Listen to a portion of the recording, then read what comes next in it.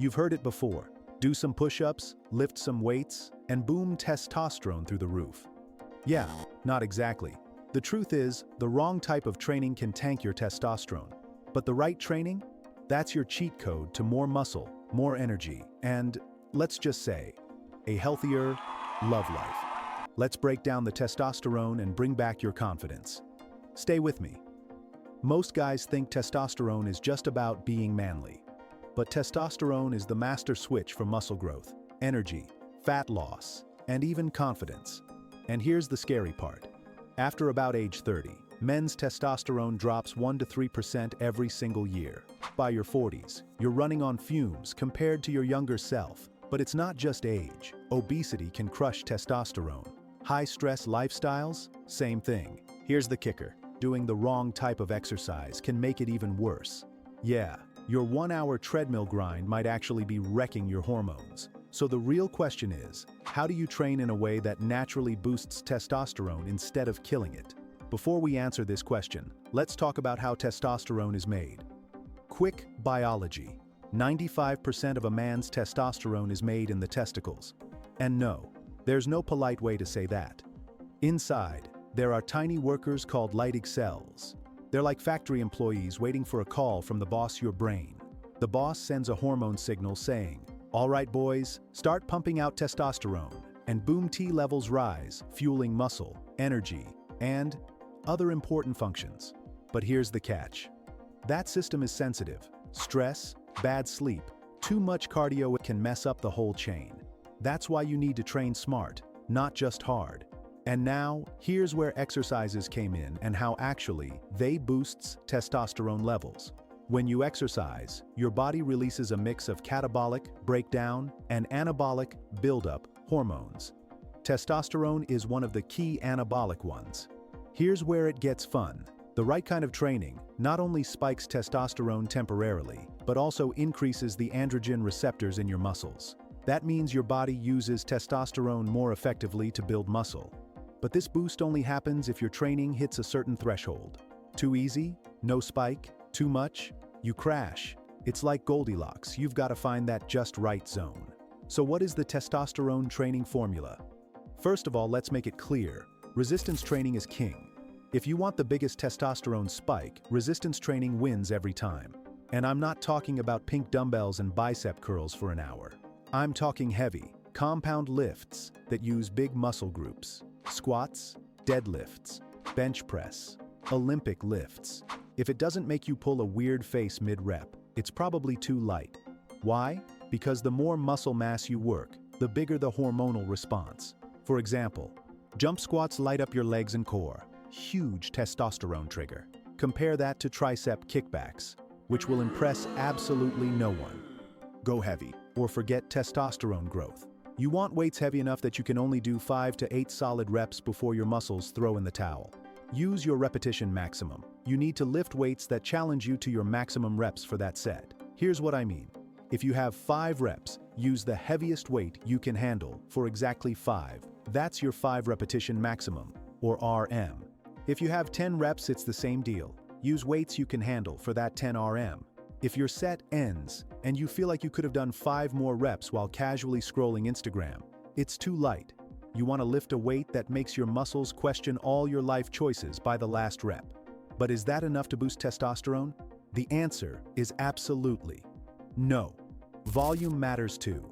Volume is just the total amount of work you do. Sets times reps times weight.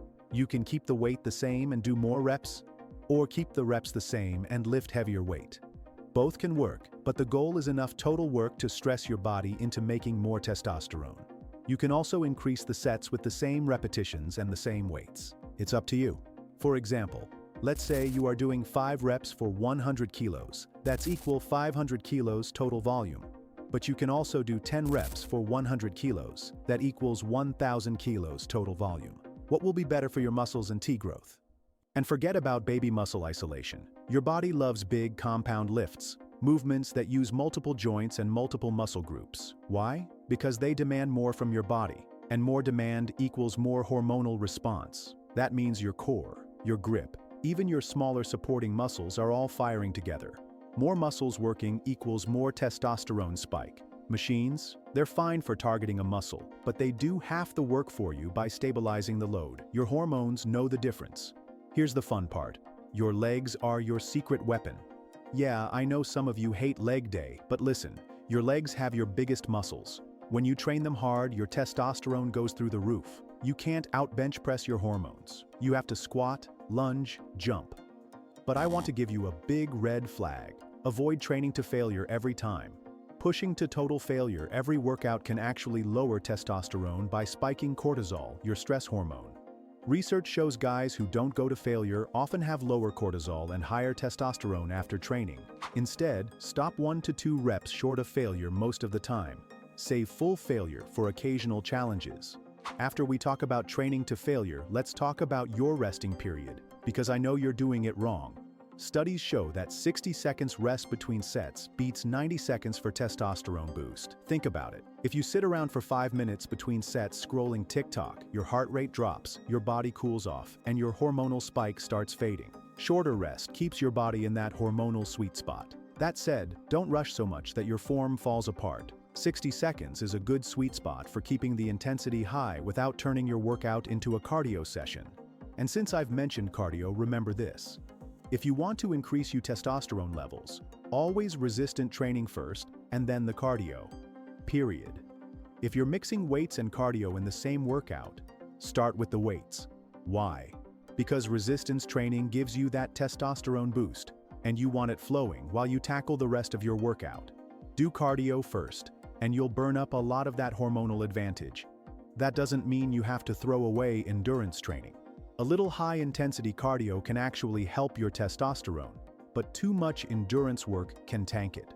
Short bursts, like sprints or high-intensity interval training, are great. But grinding away for hours on the treadmill, that ramps up cortisol, your stress hormone, which basically slaps testosterone in the face and tells it to go home. That's why elite endurance athletes often have lower testosterone than average guys. But some people struggle to boost testosterone. But why?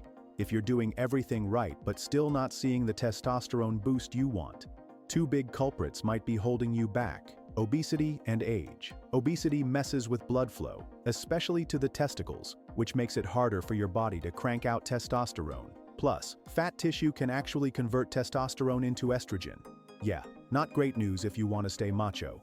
And then there's age. Testosterone production peaks around age 30 to 35 and then declines about 1 to 3% every year. That's natural. Think of it like your body's get off my lawn phase. But the good news is that even older men can still get a boost from resistance training. It just might not be as dramatic as in younger guys.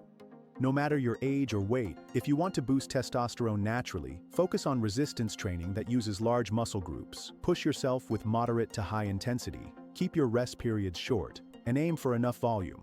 But will all that raise your testosterone in long terms? Here's the truth. A single workout isn't going to turn you into a walking hormone machine forever. Most of the boost happens right after training and can last a few hours, sometimes up to 48 hours. But keep training regularly, and over time, you'll create a consistently higher environment for muscle growth. Thinking you can boost testosterone with one magic workout?